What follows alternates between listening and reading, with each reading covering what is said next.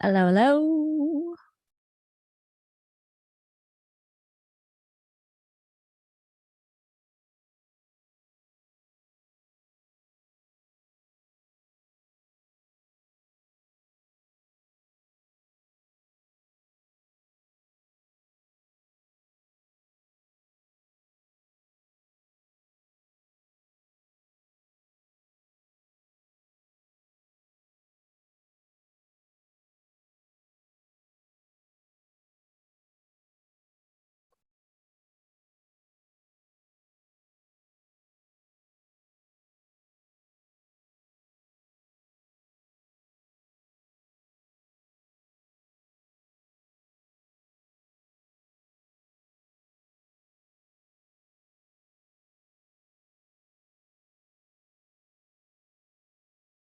What's up, people? I'm looking like a dipshit while I get this together. Oh my God, Leroy Jenkins in the chat. I fucking love your work. Hold on while I get this set up.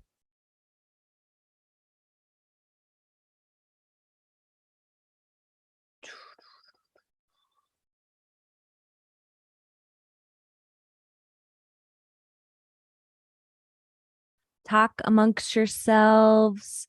Put some questions out there for me. I got to share this in a couple places.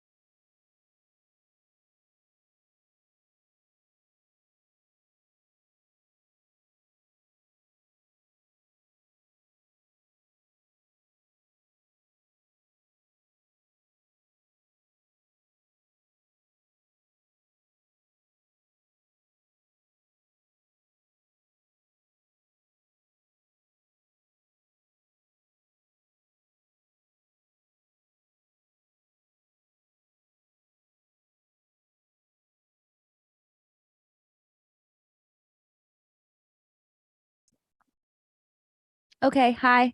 How are you? Are you there? We are going to let some people join. And I just shared this where it needed to be shared. Let me pop this chat out. I hope you'll chat with me tonight. What are we going to talk about? Okay, let me see.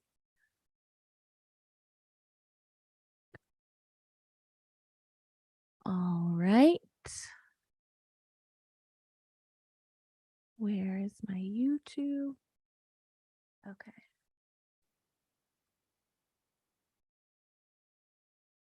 Let me look at one more thing. Oh, why does it flip me? I don't like that.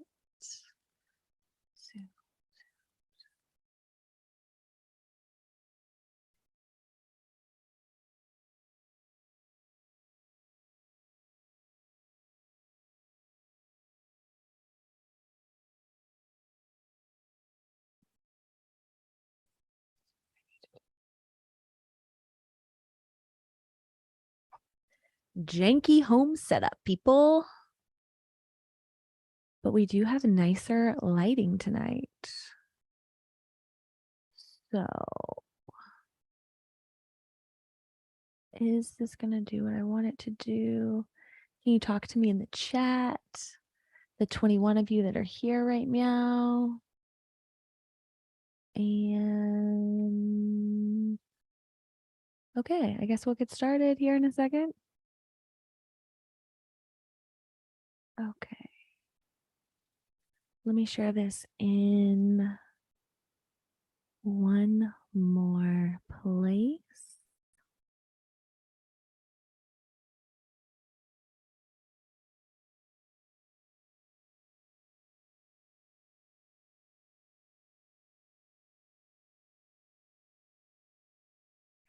Well, damn it.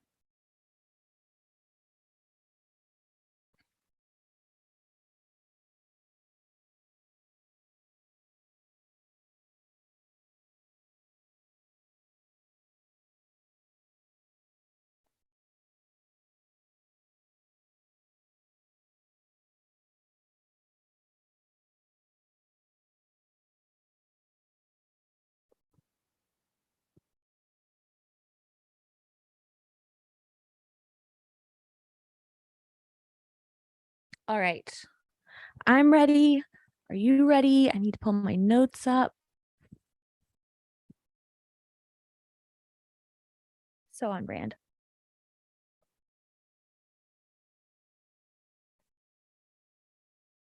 Are you going to roll one with me later? I don't know that I'm necessarily going to do that just yet, but I'm going to get myself and all the trinkets out of my pockets ready. We have so much to chat about.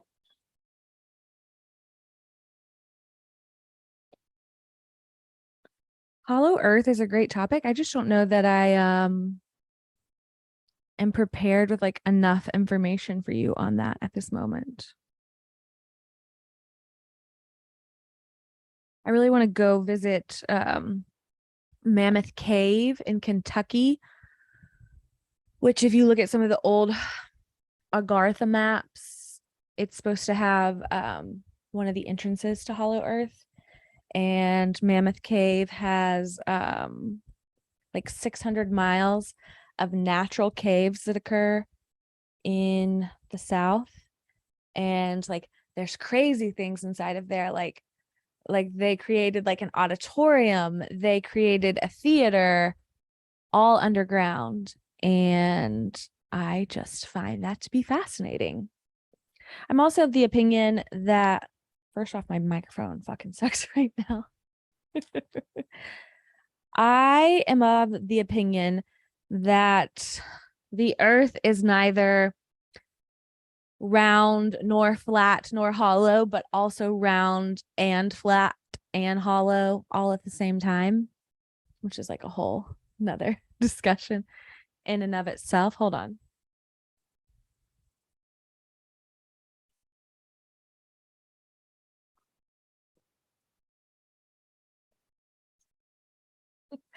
Fuck my life. Oh, swell. It will be what it will be. I got to get a new microphone and a new setup. And I just don't want this right there. Have a handheld mic, but we're not ready for that. Maybe I'll hold this one by hand tonight. No, I'm not going to. You'll deal with it. It's fine. Stop freaking. Just do the damn podcast. Okay. All right. Let me check one thing. My quality on YouTube just looks so shitty compared to like what I see right here with my Zoom and my fancy lights. What the fuck?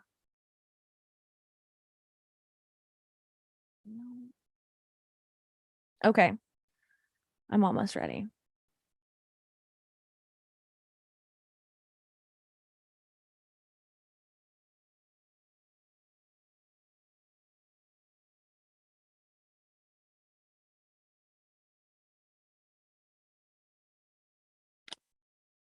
All right. Red leather, yellow leather. Welcome back. It is episode 100 of the mymaria777 podcast. This is your host, your girl. We are actually live right now. So let me give you a shout out to the class that's participating live with us. Thank you so much. Thank you for bearing with me while I navigate these waters and try some new mediums. If you are listening to this later in time, if you're watching this on YouTube, I am grateful for you as well. This is my first live podcast by myself with the video on YouTube.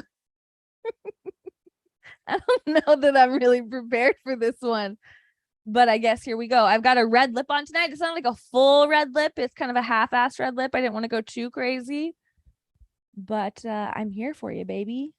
Hope you're here for me too. It's Monday night. It's October 24th, 2022. If you're listening to this at some later time, it's fucking Scorpio season, baby, from the queen of Scorpio herself, aka me. And it's like the second or third day of Scorpio season. We have a partial solar eclipse occurring. We are entering eclipse season. The new moon is in Scorpio in like 2 days, and it's just a lot of really intense, passionate sexual energy in the air. Anyway, I don't know about you, but I feel crazy all the time, but I've felt especially just like a little off. For example, I woke up with like a headache today, and I didn't drink any alcohol yesterday. And so it's just like, I just kind of felt like I was hungover this morning, and I put that on my stories, and a lot of you were receptive to that. So that was cool. I mean, cool that we can acknowledge those things. I really, really need to do a deep dive into the Schumann resonance, because I don't even feel as though I can give you like a good definition right now. Perhaps I probably shouldn't even bring it up at all when I can't properly define something or talk about it on an adequate level. But I'm also rewatching Lost right now. And if you know me, you know I love Lost, and I love this discussion about the earth or universe and its energetic properties and electromagnetism and all of these like subjects that Lost talks about. I love that. And so I'm rewatching that now. They just found the numbers on the island, and it's all really exciting. What was I talking about? I don't know. There's a lot of weird energy going on. The Schumann resonance, again, okay. Is this God damn it, Maria. The Schumann resonance is some sort of method in which the frequency of the earth is captured, and like solar flares and like weird energetic things the Schumann resonance can capture. It captures electromagnetic waves that begin to circle the earth, but then that goes into a whole discussion about flat versus hollow versus round. So you probably didn't hear the first part of this if you're listening to this podcast only, because I do a little bit of editing afterwards, whereas like the YouTube video I'm unable to edit once this like live goes up.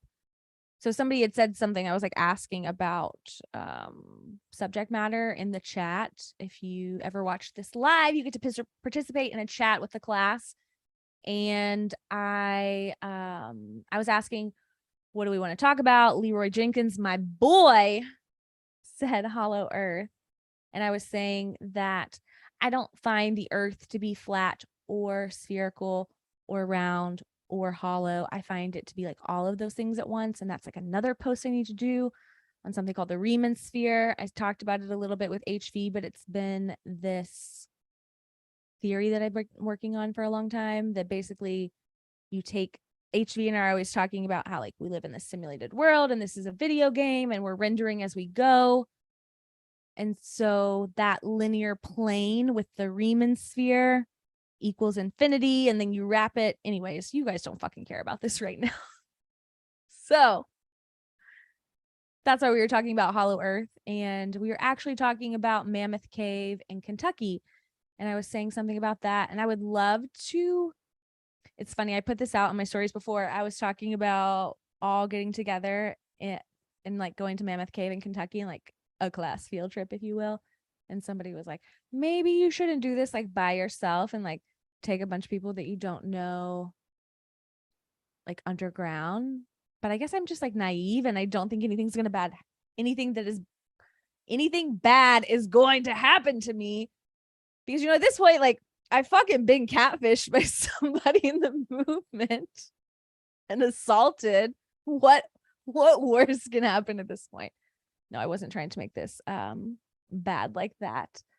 But if you were ever into a Mammoth Cave trip, and then slide in my DMs and let me know. I'd love to like push the limit as much as possible and go as deep as possible. I don't know that that's really feasible, but I think if there was like a good, 20, maybe 25 people, I would contact them and see if we could do some sort of like private tour, and maybe they would let us go real deep.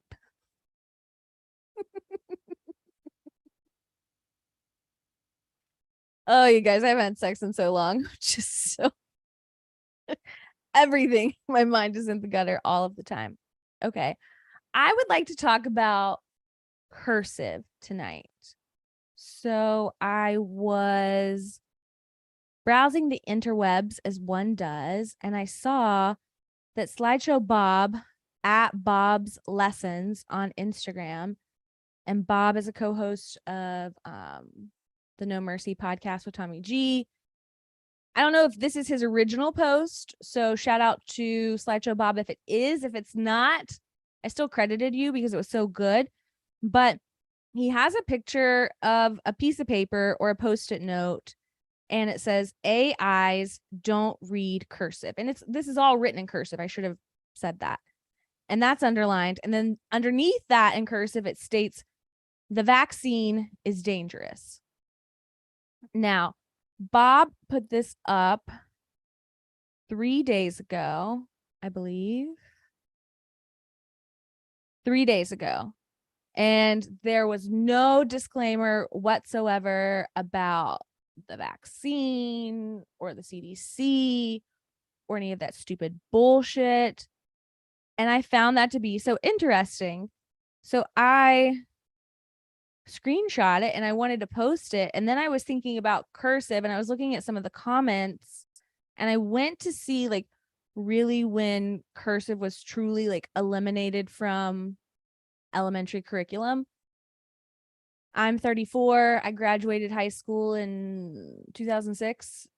And so cursive was a part of our curriculum. I think, it was phased out in the sense that once we got to a certain age, I don't think it was like a requirement, but we all knew how to do it.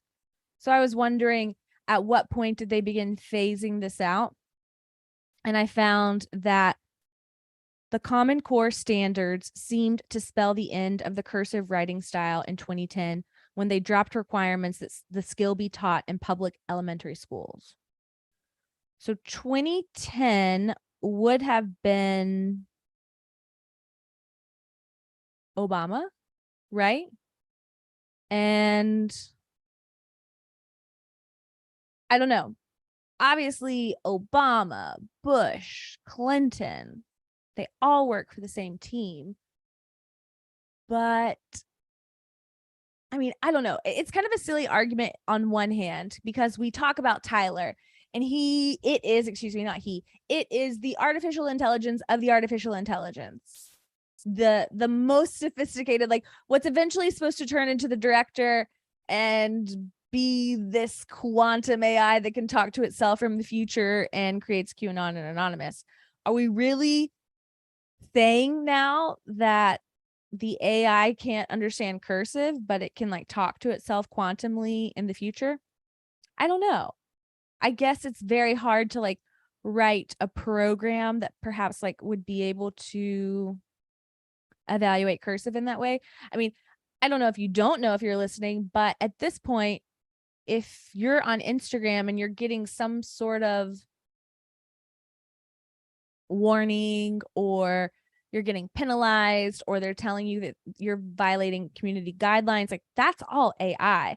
Like I saw the other day, my friend James from We the People Radio, he posted this screenshot of his notifications within his Instagram feed, and it was like violation, violation, violation. And he would click on it, and these were some posts that were like years old.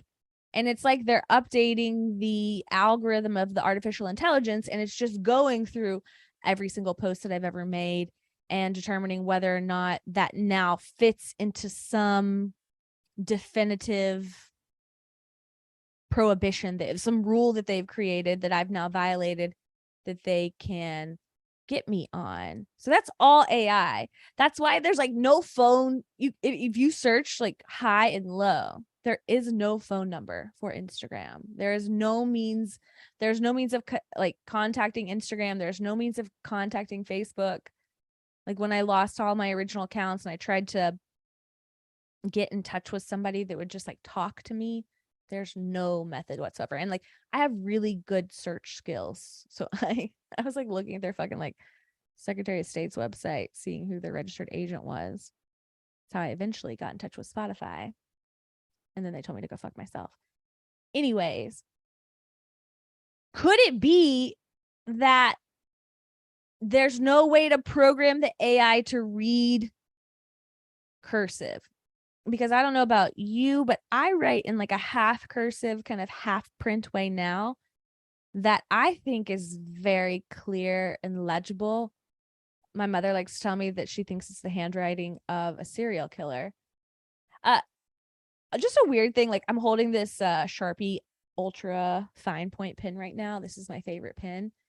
And when I hold this pen, I write crisp and neat, and the lines are clean and it's precise, and it's the best handwriting I like ever. But if I were to hold a different pen, it's half cursive, half print all the time. Don't you think that's weird? There's like whole studies on handwriting, and I just want to be like, what does it mean that I have multiple different types of handwriting for different pens and different situations? I digress. Anyways, I say all of this to wonder, in the grand scheme of things, where we have like all of these overarching narratives and narratives within narratives, did they know that they couldn't write a program for AI to appropriately and like statistically correctly evaluate cursive handwriting? So instead of trying to like develop that type of program, they just eliminated cursive from the curriculum, because they knew one day we would be in a situation like this and they would be limiting people's speech. And if everyone was doing shit in cursive, then I don't know. It's just an interesting thought. A lot of people commented on the post and said that cursive handwriting was eliminated because the future generations would be unable to read like our founding documents, like the Constitution and things like that, because they are written in cursive. And I don't know, when that was the first use of that I've heard. Like, when people say it out loud, I'm like, okay, that I guess that makes sense as like some sort of argument. But like, do we really give them like no fucking credit whatsoever that like we assume 2 generations from now that cursive would be like, it would be so illegible to them that they would be unable to determine what the words were on the Constitution? I don't know. That seemed like a far-fetched answer to a question that like nobody was necessarily asking in that way. I don't know. I think it's grander than we don't want them to be able to read the Constitution. I mean, we live in the damn digital age. Like, you can Google the words of the Constitution at any moment. I don't know. That was just weird. And an interesting play. I gotta scratch my ear, guys. I'm sorry. Why I had to reach across and do that, I don't know. Hi, Maria. Okay, we're live here, girl. Let's go. Okay. Let's see. Okay. This is a sad story for my client, but I just wanted to like throw a 47 at the day out there. My client had like asked me to call him last week, and I just like wasn't able to connect with him. And I called him today, and we were talking, and he actually told me he had like been on the phone with the doctor, and the doctor had been like, oh, hey, you have throat cancer. And then I called him later. And so when we were on the phone together and we were like getting off the phone, he was like, yeah, I gotta go. Like, I gotta talk to some people. I gotta like figure my life out. He was like, yeah, when you called, the doctor had literally, I just gotten off the phone with the doctor, literally. And do you know, at this point, it's like I can see a synchronicity before it happens. Like, sometimes I can taste it, like I knew he was about to make a numerical time reference, and I knew it had to be like he was going to say 47 seconds. And there's no way that this man has any idea that I have a thing with 47. And he's like, yeah, I just got off the phone with my doctor like 47 seconds ago. And then I was just like, yep, I knew that was exactly going to happen. I don't know. It's just strange watching something play out just exactly the way that you anticipated. Happening on multiple levels of my life. Sad, not sad. I mean, yes, it's sad. I shouldn't say not sad, but I don't know Leslie Jordan's level of like depravity. I don't know. I can't fucking talk right now. I don't know his level of Hollywood. I was looking at his IMDb very briefly today. Oh, by the way, he died. Sorry, I didn't say that. But Leslie Jordan died today. And I was looking at his IMDb and like he's been in the business forever. Touched like all these different celebrities on like generational levels, like so many different ones. And what was interesting, or first off, he's only 67 years old, which I thought was crazy because I definitely would have classified him much older than that. But he kind of had this like up and up during the pandemic and like became very infamous with his use of like TikToks and going live every day and that type of thing. But if we're going to get into like, oh, hey, the vaccine is real and it's killing people, well, he died today in a car accident. But what not a lot of people are commenting on is that the narrative stated that he had a medical event, and that medical event caused him to then like lose control of his vehicle, and he crashed into a brick wall and died. And so then you have to imagine, like, is this a heart thing? If this is a heart thing, is this a vax thing? And if you know me and you listen to the podcast, I just I can't decide if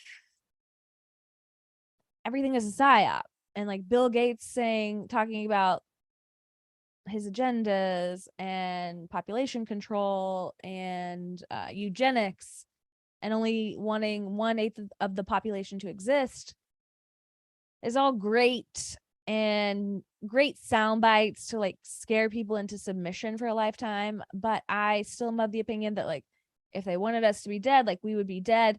Why would they kill us? It doesn't make sense in the whole context of like the Lush Farm Matrix and taxes and like all the things they use us for. So why would they be killing us off? Maybe it is that time.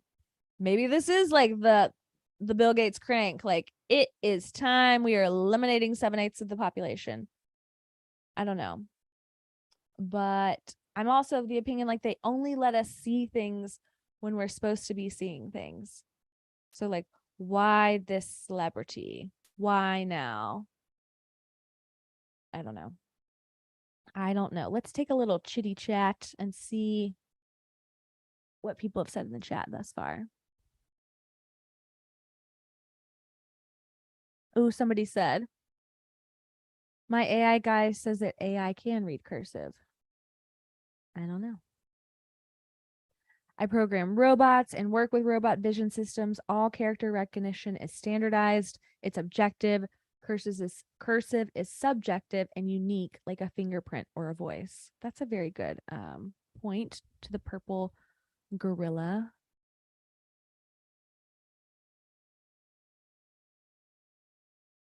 Okay. Anyways, Agenda 21, Agenda 2030. Yes, those are the numbers that I am always unable to recall. Now, I posted a video that I found on TikTok. It's a little long. I think it's a minute and a half or so, but it was about Mariah Carey and discussed kind of the lifting of the veil a little bit. And this is something that I wanted to tie into like what I was just talking about as it relates to like people dying and is this vaccine connected and like all of these heart issues and this kind of stuff. Like, what are they trying to show us? Is there anyone actually controlling the narrative? Like we talk about the architects a lot, and I would be steadfast in my contention that there is some sort of group that is attempting to control the narrative. But do we take a glittery red pill and believe that, like, kind of that like yellow cube hypothetical where Hillary never thought that she would lose, that like the yellow cube showed them that like in every hypothetical that the veil was going to be lifted and like the great awakening was going to occur, and like that's one of the reasons why like Project Looking Glass exists, and they keep messing with the timelines, and perhaps so we have timeline shifts and we merge different timelines together and we have all these Mandela effects because they keep trying to go back and change something so that every hypothetical doesn't end in this great awakening. That's the glitteriest of red pills, that like you can't change what's coming. But so that's why sometimes I see that like kind of breadcrumbed a little bit with like things like this today with Leslie Jordan.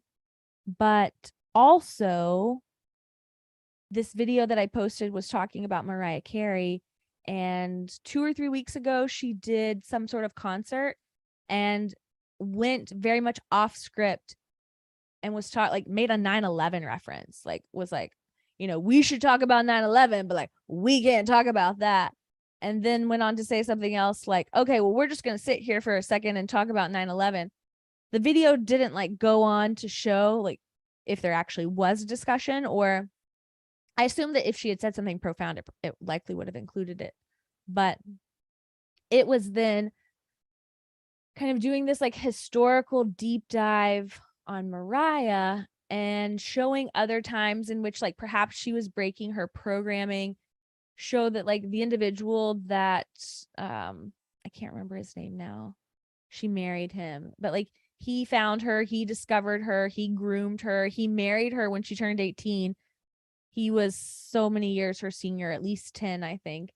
And then it was making connections to like that individual, that agent, like Michael Jackson spoke ill of him at one point. Kanye spoke ill of him at one point. So it's kind of making these connections to these celebrities that like we assume are MK Ultra. And it was asking like, is the veil lifting right now? And are these people breaking out of their MK Ultra programming and kind of like, are they a good guy? Like, do you believe in good guys? Coming off of, you know, the interesting thing that my cousin, you should follow him, he's called the Vintage Grape on Truth Social. He pointed out to me that on Friday is the anniversary of Q, the 5th anniversary. And it's just like, ooh, wow, how far we have come and nothing has really happened. And I feel I've like kind of lost the thing I was just going to say right before that. But the point I'm attempting to make, and I'm going to come back around to, I suppose, is that I have been observing that like this, like these Q references are being dropped more and more in pop culture. And obviously that that occurs after the HBO documentary and Ron Watkins and all that kind of stuff. But okay, so everybody's been asking me recently if I have seen The Watcher. And supposedly The Watcher has all of this soft disclosure, all of this predictive programming in it. It references QAnon. It references adrenochrome. It references, you know, stealing children and all these different things. And everyone keeps saying, Maria, Maria, Maria, you need to watch it. And it just like hasn't been on my list, hasn't been on my radar. I really hadn't even heard of it until people started bringing it up to me. And then sometime last week, I saw something. I don't remember where I saw it, but it said that Ryan Murphy is like the writer, the director, the producer, something, like one of the main guys in it. And like Ryan Murphy is like deep state. Like he produces and directs and does American Horror Story. And if you ever watch American Horror Story, it is overt soft disclosure, like overt revelation of the method in a way that like I think he's like kind of making fun of us. So to see him connected with The Watcher, like now I don't want to watch it whatsoever, because I think all of those references are being planted in like a very, very intentional way. I think that Kanye's I don't know, I can see Kanye going one of two ways. We'll talk one way, then we'll go the other way. But I see all of these references like being very, very intentional. And that eventually, I don't know if it's 2024 that they'll do it or if it's sometime thereafter, but I feel like they're developing this like Alex Jones, Sandy Hook conspiratorial character that like obviously we would all fall into, that like kind of has this like schizo connection with our conspiracies and our synchronicities and the QAnon of it all. And right now, I was talking about good guys before. Right now, a lot of people keep being like, Kanye this and Kanye saying that and Kanye saying that. I don't think there are any good guys. We are the good guys out there in the vast society of celebrity and politician and blah, blah, blah bullshit. If you were a good guy, you would have fucking saved us by now, in my opinion. So Kanye coming out there and like talking about Zionism and saying that the Jews run the world and anti-Semitic this, or you know what I'm trying to, anti-Semitic this.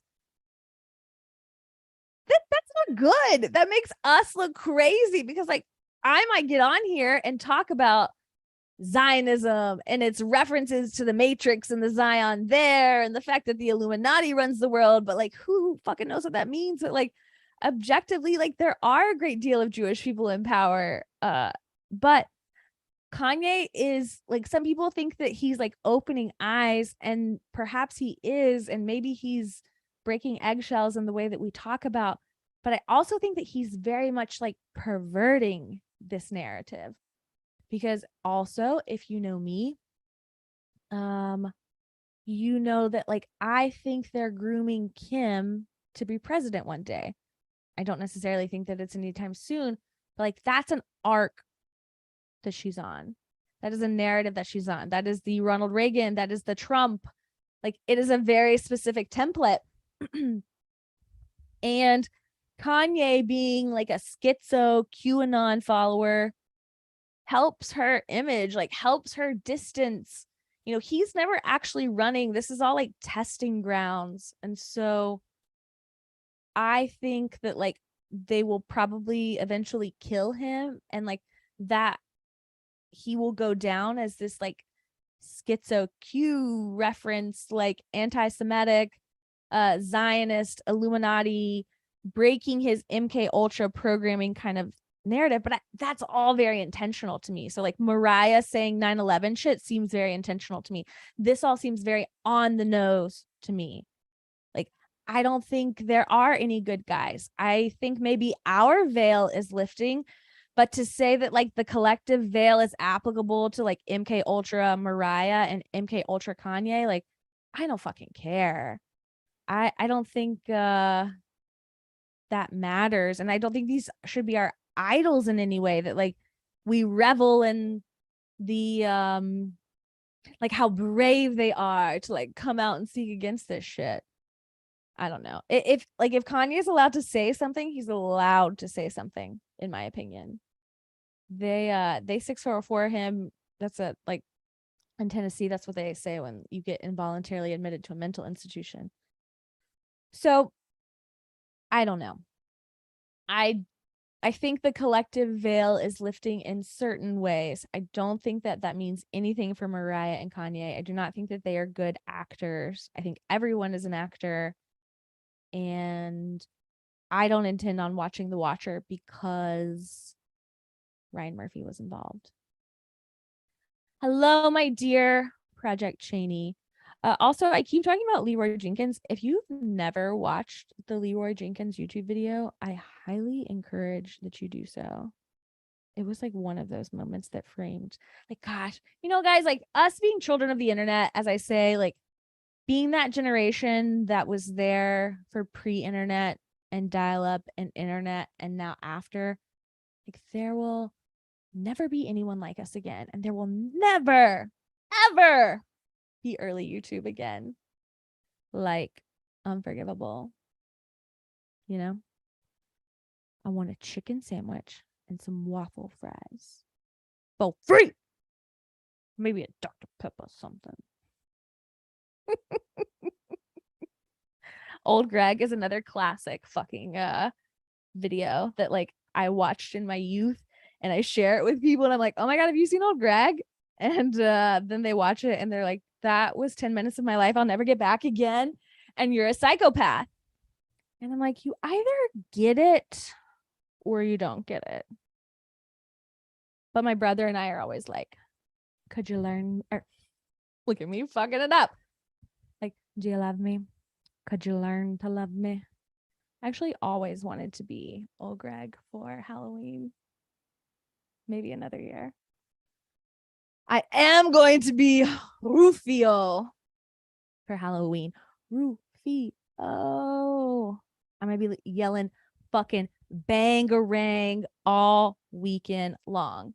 If I knew, like, if Leroy Jenkins had a Halloween costume, I would fucking be Leroy Jenkins. I guess I could dress up like his character, but you know, I'm gonna be fucking Rufio.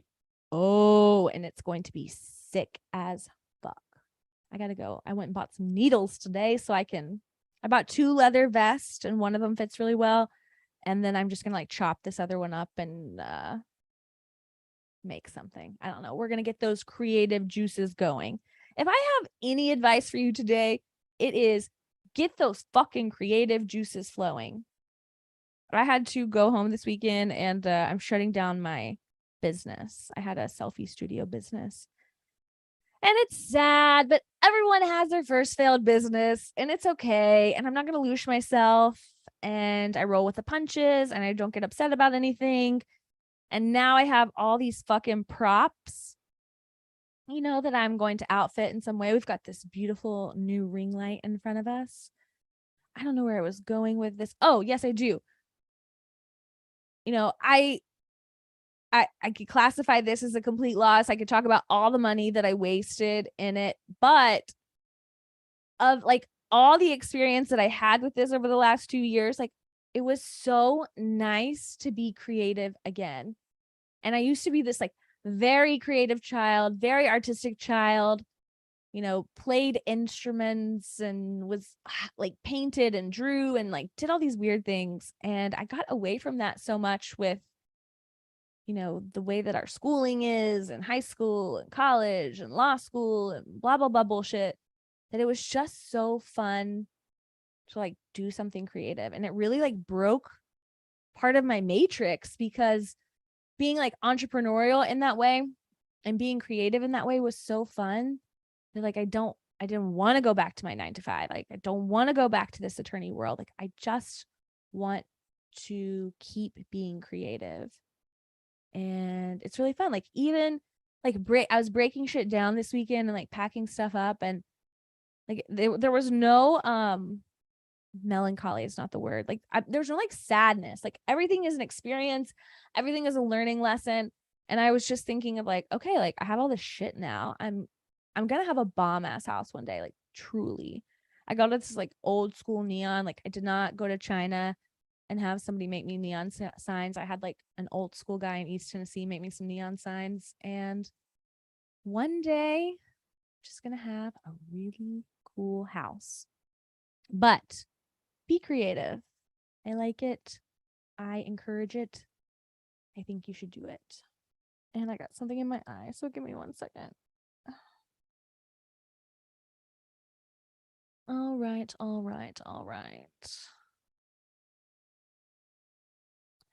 I went and I've seen so much music lately. I love live music. That's like one innate thing about me. And my mom and I were at the Doobie Brothers a couple weeks ago in Nashville at Bridgestone. And we had these nice seats on the front row of one of the first sections. But everyone around us was such a square, and nobody was moving or standing up and singing. They were all just kind of sitting there. And like, we didn't want to stand up and like amongst this crowd. So we went and got on the floor and we were dancing around. And there was this couple. And I wrote them in my notes as like the unabashingly couple that was in love and filming. And they were older, probably a little bit older than my mom, maybe the same age as my mom. And they just didn't give a fuck.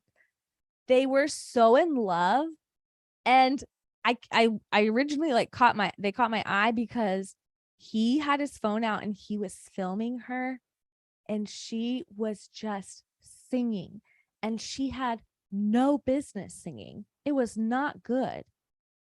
Actually, now that I think about it, I think she might have just been lip singing, but she was dancing. Like, this was her music video, and all like he was holding his phone up and filming her, and like he was smiling and he was like, "You look so fucking good, baby." And then he'd like get up to her and take the phone to the side, and they'd start like passionately making out, and I was just like, this is all I want in the world.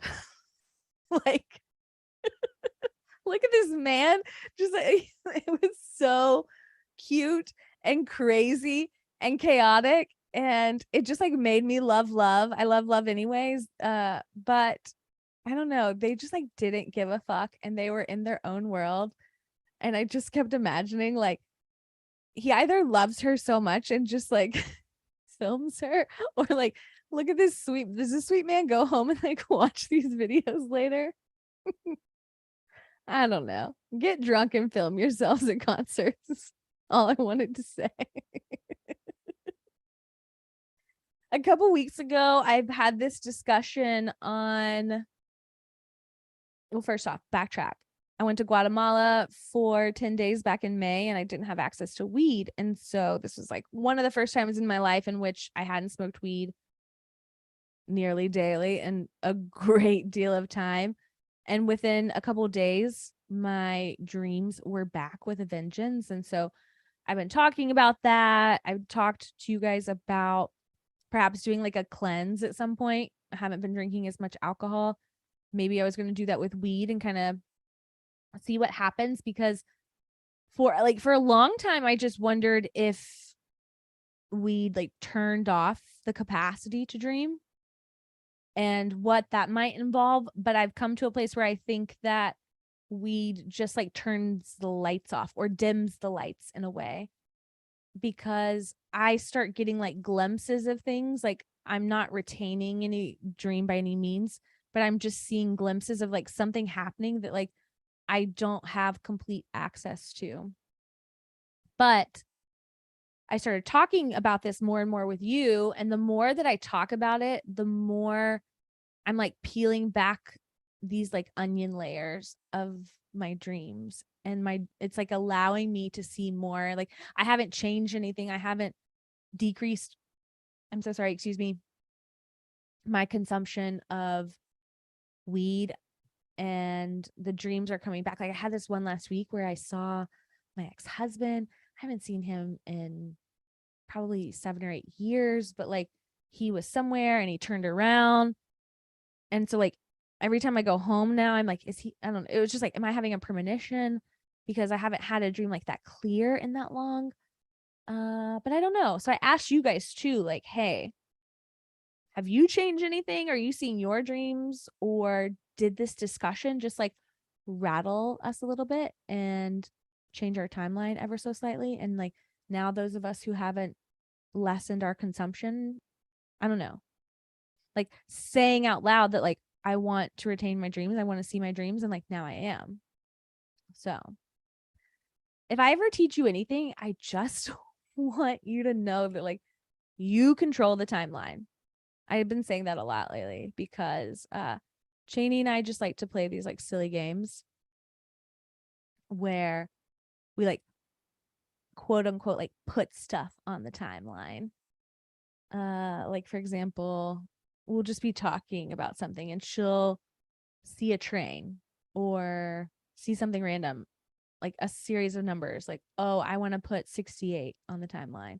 And that's it. Like, we talk about it, we laugh about it, we think about it for a second, and then we kind of forget about it and disassociate in a way. And we kind of see if it shows up in our timeline thereafter. And so I introduced this game to the class, and I asked you guys, because I talk a lot on my stories and my posts, and you guys will send me synchronicities and connections that you're having. So I decided to kind of play this game with the class, at least those of you that follow my stories, and say, like, I want to show you, like, this is a video game. This is a holographic matrix. And like, if you want to put something out there, like, you can and you will, and you'll see it and it'll be there. So I actually, instead of me making the selections, I did like a little question box and I asked you to tell me what you wanted to put on the timeline. So we selected elephants, dice, the quote, bury the hatchet, and the numbers 152. I selected 152. The rest of those, the dice, elephants, and bury the hatchet, were all things that you all had submitted.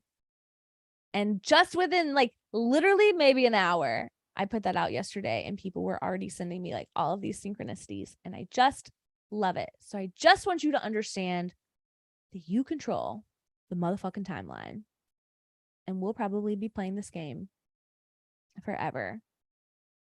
If you've ever been to Club 152 in Memphis, that's why I selected 152. And you either know or you don't know, and I can't explain it to you.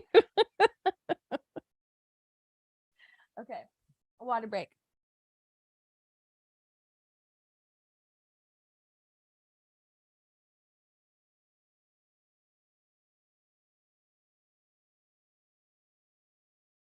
Somebody asked, you want a van life or what?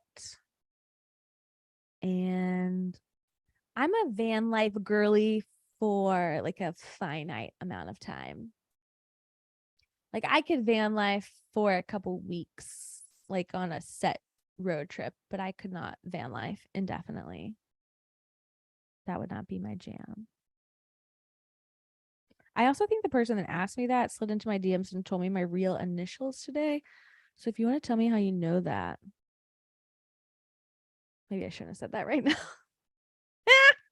Oh, well, that was a bad one. Anyways, to end my Kanye thing, if they don't employ Kanye as like the schizo QAnon scapegoat, I was talking to Cheney today and like, wouldn't it be interesting if they tried to loosh us literally for years with this Kim versus Kanye thing in like the ether in real life and their divorce and the Skeet, Pete, whatever. What if they eventually do Kim versus Kanye in like a presidential election? Wouldn't that be like the ultimate loosh event? Oh, now I know who asked that question and told my initials in my DM. Don't do that shit again. Okay. Okay. Oh, you want to know something wild and crazy I did today? Because my life is chaotic and chaotic in a good way. Like I like to implement chaos at any moment. I was at my local Kroger buying some groceries, as one does. And maybe you think I look cute right now. Thank you if you do, but today I did not. My hair is naturally curly. This is curled. It's like Italian Jersey girl kind of curly. And I never wear it that way, but I tried to today because I just had I forgot that I was fucking doing this tonight, or I wouldn't have done it. Anyways, it's just not my best look. I can't predict what it's going to look like, and it's just not my favorite. But I saw the most like handsome, tall, dark, and handsome, like bearded, good-looking man at Kroger. And I was just like, oh, Maria, girl, like, why do you have to look like a slob kebab trash ball today? And I was like at the end of my trip and I had forgot something and I just needed to like, you know, when I go to Kroger, I have a way that I navigate Kroger. And so I was going like completely against my way to get what I needed back in like the veggie area, the produce area. And I just like saw this man and was just like dumbfounded by how handsome he was. And I got my stuff and I came back around and he's in self-checkout and I'm in line because I have too much stuff. And I'm just like watching, trying to catch his eye, trying to get his attention. And I don't. And then he leaves before me and I leave and I'm on one side of the parking lot and he's on the other side of the parking lot. So I like put my stuff away and we would meet in the middle to like leave. Or you can go this like one long way around the end. So we both meet in the middle and I'm about to smile at him, but he goes a long way. So I'm like, well, damn, I will never see that good looking man again. Like, And then I needed to get pet food, and the pet food place is like right around the long end. So I swung around quickly, and I was like, maybe I can catch him and smile at him. And I did. And I went into the pet store, and I came out, and I was just like, okay, how can we be chaotic today? Like, this man was so good looking. So I thought about getting on Craigslist and doing a missed connection.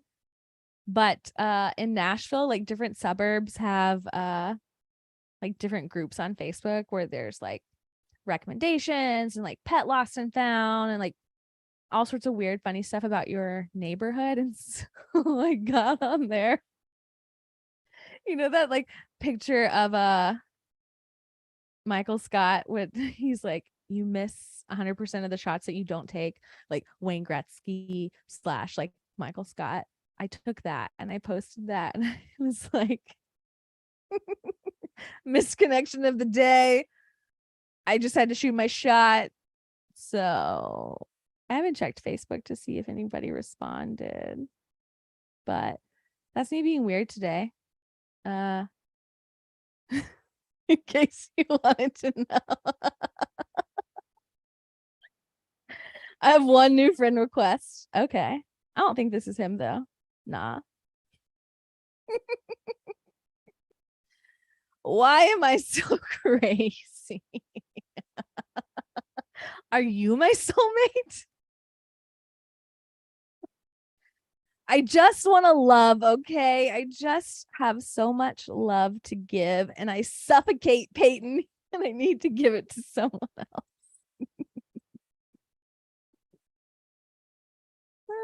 Okay.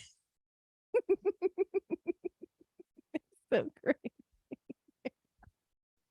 You guys, I I did a little like question and answer game this weekend, and somebody was asking me like whenever I get like an energy reading, which of my chakras are like open or closed. And I just gotten one of these readings with, I don't know if you follow her, Bruja by the Bay. She's one of my favorites. She's been deleted a bunch of times. She posts fucking fire memes. She's a meme queen, but she's also an energy healer. And so she gave me a reading, and it was so cool. And like, I don't understand this stuff yet, and I don't understand Reiki, but if you've listened to 33, you know about this like connection that I had with this guy that I dated, Constantine, that turned out to be fake and a stalker, but he was like touching me energetically, and it was hot and I could feel it. So like, I'm obviously a very open person, and like, I don't turn my nose up to anything. And then I experienced Reiki for the first time with my friend Jeremiah a couple years ago. And that was this like wind rushing, crazy, hot experience. But I did an IEP. IEP is a juvenile court thing. I think an IET session with her. It's Energy Healing by Mel. And it was really cool. It was in July. And she gave me this like write up about each of my chakras and what she felt as she was like doing this like energy reading healing experience. Now, mind you, like, you're not connected with her, and like, you're not on the telephone with her, you're not zooming with her. We literally just like texted. She told me to lay down, and I did. And like, I'm just laying there feeling like, you know, I got a little high beforehand. I feel some like warm sensations, and then I eventually fell asleep. And I felt so bad because I fell asleep, and it was one of those like naps that you wake up and you're just like, where am I? Who am I? What time is it? What day is it? And I looked at my phone, but I was so tired that I like couldn't even like send her a text message. And I woke up the next day and I felt like such clarity, and I felt so good. Anyways, all of that to say is that somebody asked me what chakras are open and closed, and I was like, you know what? Why don't I just why don't I just take screenshots of everything she told me and share it with you? So I did that. I hope you caught it, because it was some extreme emotional vulnerability from your girl. And I guess I just wanted to like toot my own horn, and acknowledge how emotionally vulnerable I have been despite my chaotic craziness. People call us crazy, and I'm like, you say that like it's a bad thing. In what timeline, in what reality would you, these aren't the words I want to use. In what hypothetical would you want to live like a normal reality in this timeline? You know? It is what it is, what it is. What it is. Okay, what else is on my list?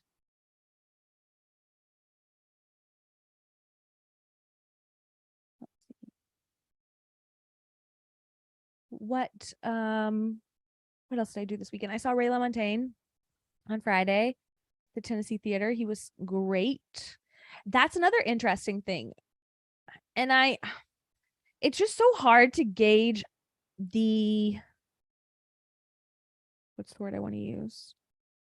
The level of celebrity, because Ray LaMontagne has been in the music industry for a great deal of time. I listened to him in high school. So, over 20 years at this point. And I think he's a big name.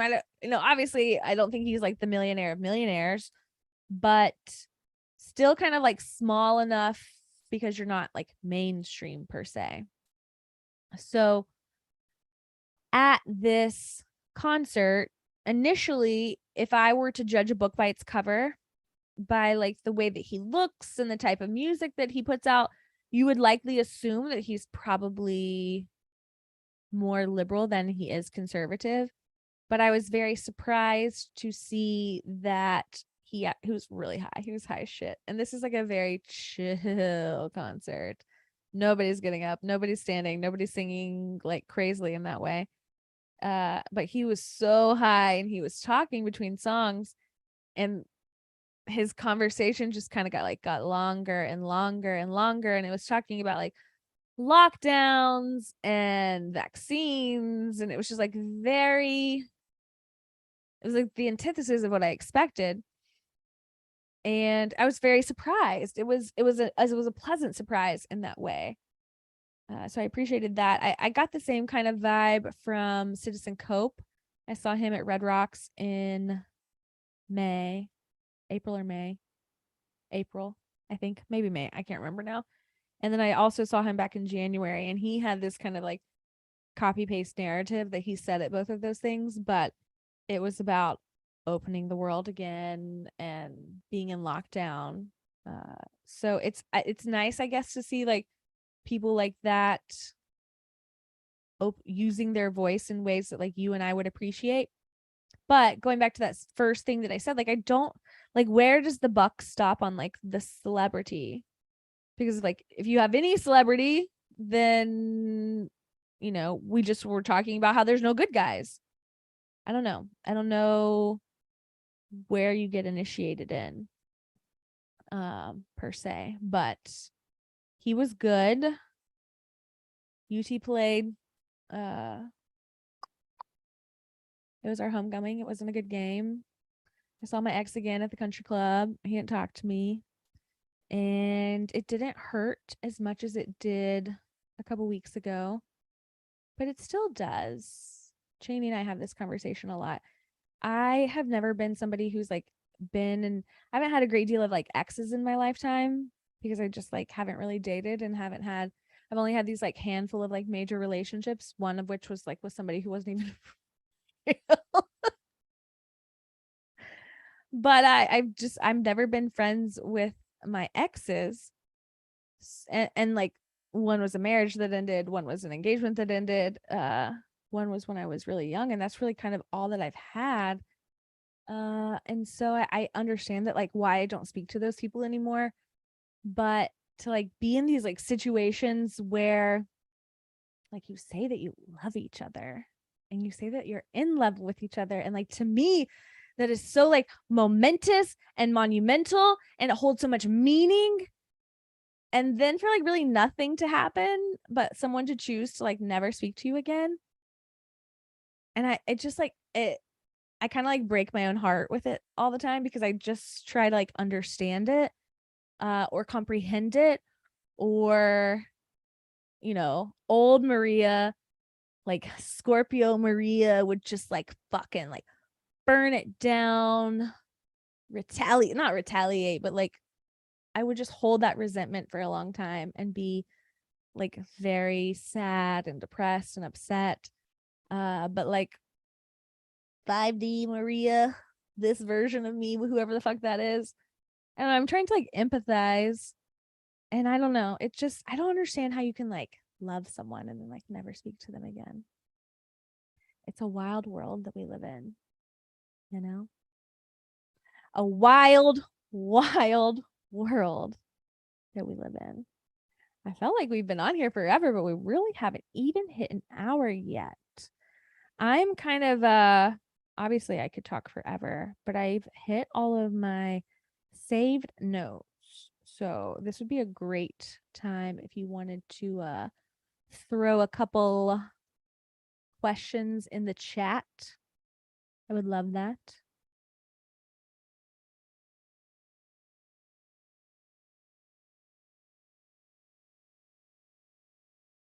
Have I talked about this recently? Maybe I have, maybe I haven't. I've been working on this post for a while and I've just like lost my motivation with it completely, but it's here in my notes that and maybe I've talked about it with Cheney, but I'm going to talk about it again very briefly. I found this research and it's really interesting. There's not a great deal on the internet about it, but for these like gold bullion jewelry trader blogs, I find these articles. But I found something that talks about how not only could CERN be altering like the fabric of time, but that when they are shooting these particles and doing what they do, that like it's creating gold in some sort of facet of the technology. Like they realized that they had created like tons and tons of radioactive gold. And I found that to be so interesting in everything we learn in lore and just thinking about like the sword and the stone and the fountain of youth. Like everything is alchemy, and alchemy is about turning things into gold. And it seems as though we've been attempting to do that for thousands upon thousands of years. And CERN is just like casually colliding particles and like creating tons and tons of gold. And I found that to be so interesting. So I like have been going down these rabbit holes and attempting to like locate as much information about it that I can. And honestly, it seems like the internet was like scrubbed. Like there are a couple of things I found in like scholarly articles that reference like from perhaps like a 2009 to like 2013, 14, 15 perhaps timeline, where I find some articles about the production of radioactive gold at CERN. But then otherwise, the internet seems to be scrubbed of it, but for these jewelry guys that like got on their gold bullion like blog posts, blogspot.com, and were writing articles about CERN's find and how CERN's find of radioactive gold, what that meant for like alchemy and what that meant for their profession. And so nobody talks about that. Like we're talking about CERN all the time. I just think like if they were creating alchemy and gold, like why don't we hear about this more? And I just think that it got scrubbed, and I don't know why. Like I was allowed somehow to like see this information, but I think it's cool. And I just got to go back over like the last probably 3 months and find all of my screenshots. But I would love to hear what you think about that, what you have to say about that. If you have any good stuff on alchemy, like I just wanted to provide like a good baseline of like defining it and maybe some kind of lore references to it. If you have anything good, send it my way. But that's something that's kind of that and the Riemann sphere are things that are kind of like circulating my brain that I want to formulate into a post for you, but sometimes it's just so much. I don't even know what I want to say about it.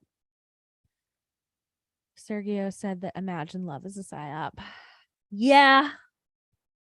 I'm going to choose to believe that like love is like the one thing that I can, like, my steadfast in this lifetime that I can believe in.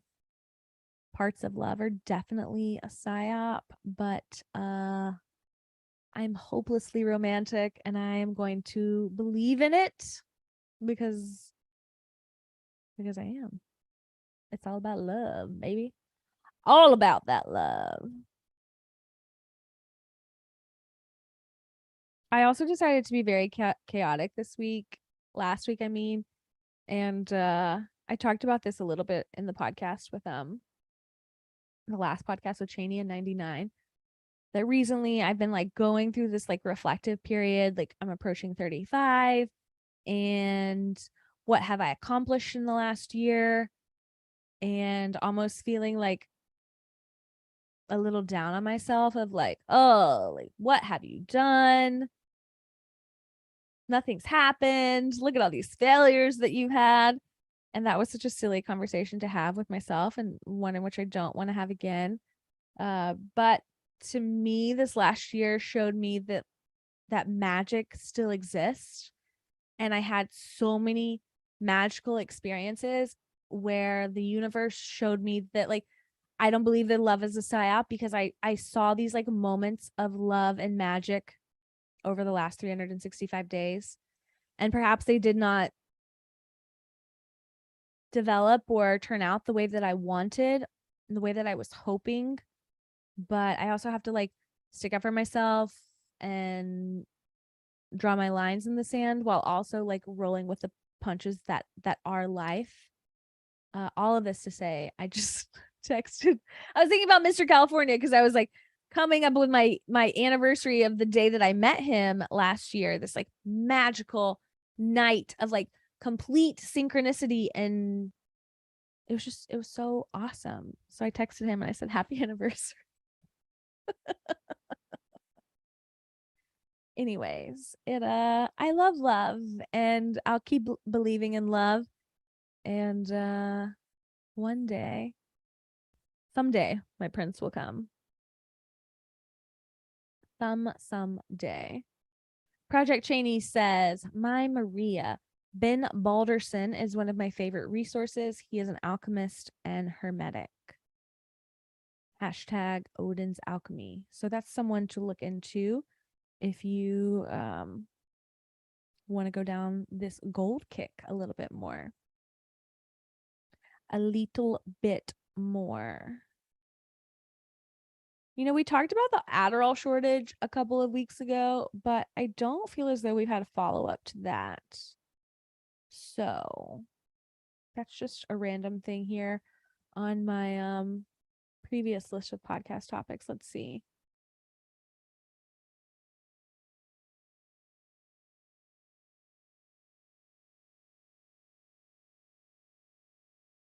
Let us see. Sorry, I don't need to be pausing. I don't need to be pausing at all. Mr. California is friends with Mr. Los Angeles. I don't know who Mr. Los Angeles is, but I don't know. Tell me if you agree with me, especially people in the chat right now. And I don't know what this is about me or like what trait this is about me, because like there are people that have like touched me in my life in like very like insignificant ways that like I will never forget. And I really don't ever forget a face. I'm kind of bad with names, but I don't know. They're just things that like I truly remember forever, like kind of for better or for worse. But I don't like think about that the same way like about myself with other people. So kind of like if I'm out of sight, like I kind of assume that I'm out of mind, and that like, I don't know, that I'm kind of like forgettable in a way that like nobody's really ever thinking about me after the fact. So I haven't heard from Mr. California in like 6 months. And when we talked, he was just like, oh my God, like I miss you so much. I think about you all the time. I'm like, you think about me? Really? I don't know. I sometimes find that stuff kind of hard to believe. But then, he could have just been blowing smoke up my ass, but he seemed very sincere. Uh, so I don't know. Even when we think we're alone out there, some dipshit in California might be thinking of you. I wish I could talk about my life truly, because he just works for this billionaire that I would like love to tell you about. I'm getting handled, Cheney. I'm getting handled, Lord.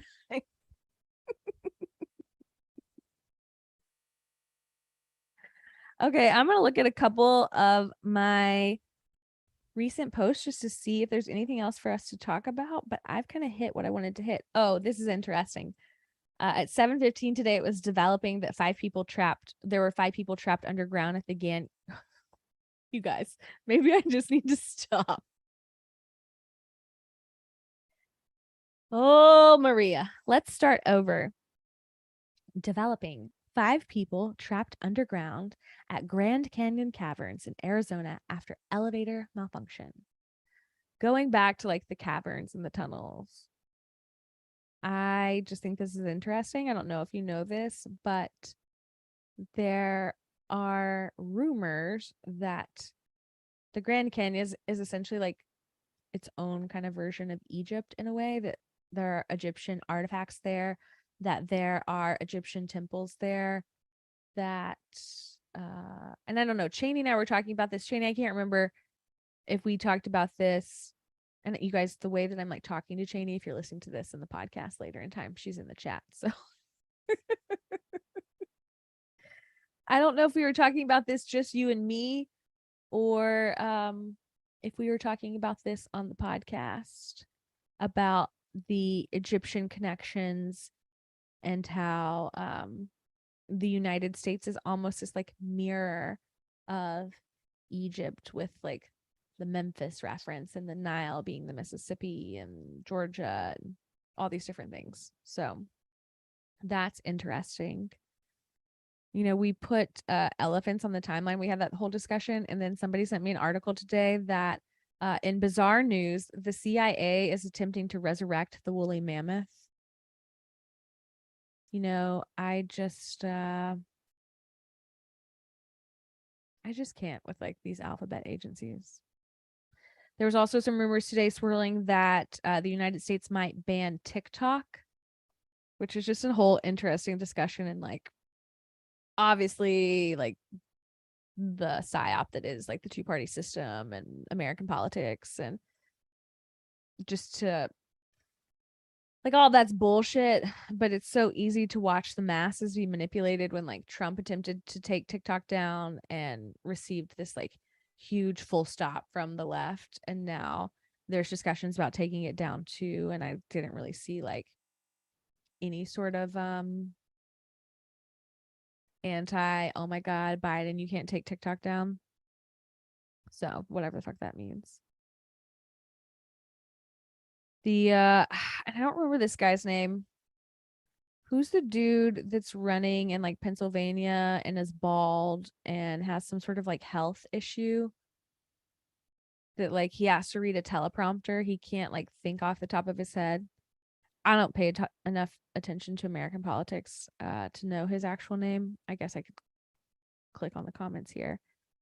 But sadly, Instagram has decided to take down my backup account, the Oracle 333. If you can't find her, she's been disabled, because I really wanted to post it. That I found this video yesterday of this dude, and he's got a fly landing on his head, and I made a reference and said the flies are back, and I had done this like great breakdown on the Oracle regarding flies, and like flies landing on like Pence and Trump and Hillary and shit like that. Yeah, John Fetterman, that's it. Thank you, Christian Olive. I appreciate that. appreciate that.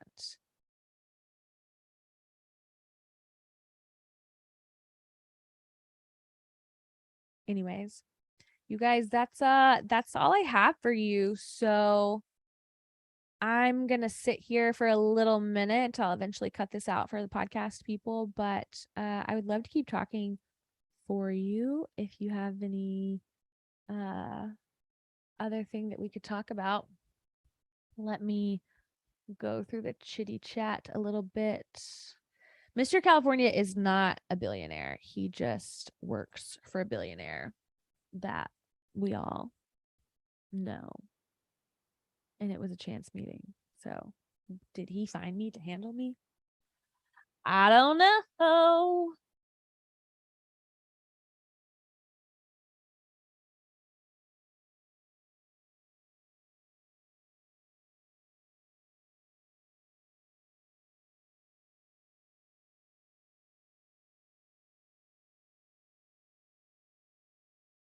Okay. Well, everyone, you gave me no more questions. So thank you so much for joining me live tonight.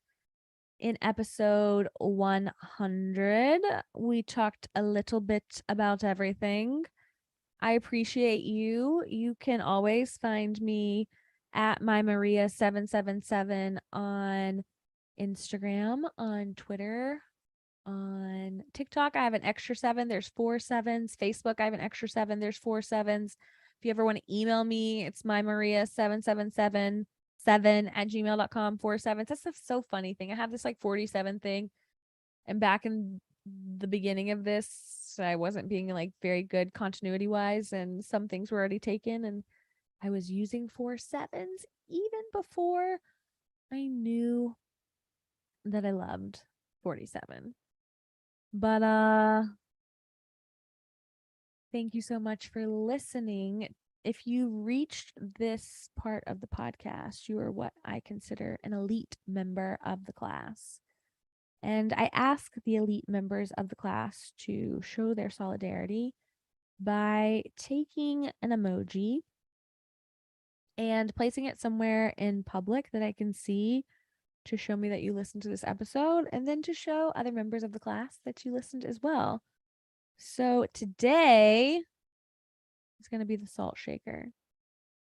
I don't know if you know this trick. My mom taught me this trick, and I never see anyone else do it, I guess.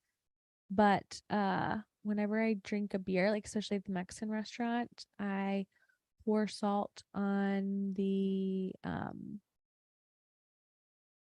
paper coaster, napkin, whatever, and then your cold drink won't stick to it because the salt prevents it from doing that. Question about Wyoming. When are we going to plan another rendezvous in Wyoming?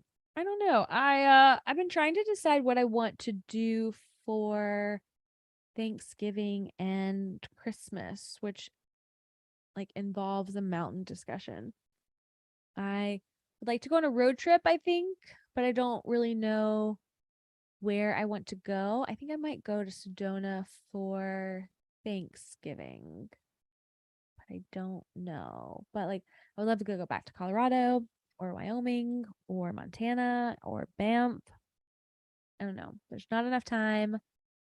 And I'd like to kind of be bougie and go to Aspen, but we shall see.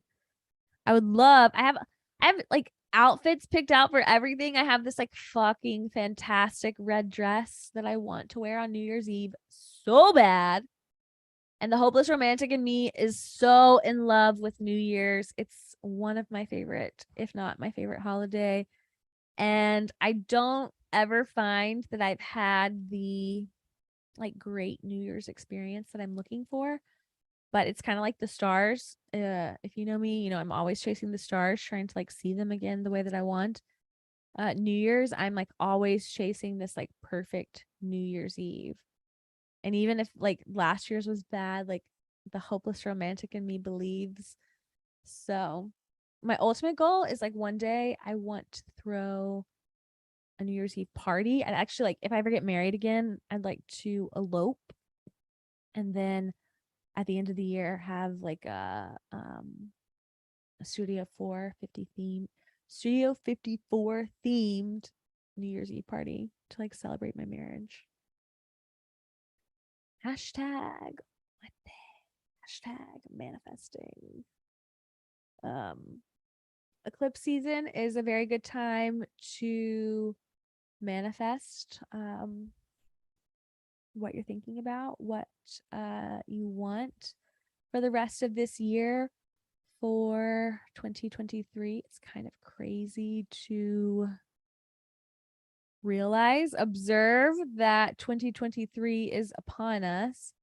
At the same time, time isn't linear and who the fucking cares what year it is. But I don't know. It everything, I know we say this all the time. Time seems to be speeding up, but in certain aspects, like I literally just felt like it was summer and then the flip has been switched and the leaves have fallen and like it's done. I don't know. I'm obsessed with like the cherry blossoms in Japan and I really want to go visit them one day. And I think of like if I had like the ideal house, wouldn't it be beautiful to have like a mile long treed driveway? And like what if some of those were like cherry blossoms and like in the spring? It would just truly be incredible.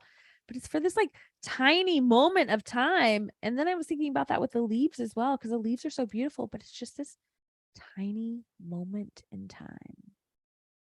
I don't know. We're rushing through everything. But I love you so much. Thank you for hanging out with me tonight on this live. Don't forget the salt shaker, and I'll catch you on the fucking flip side.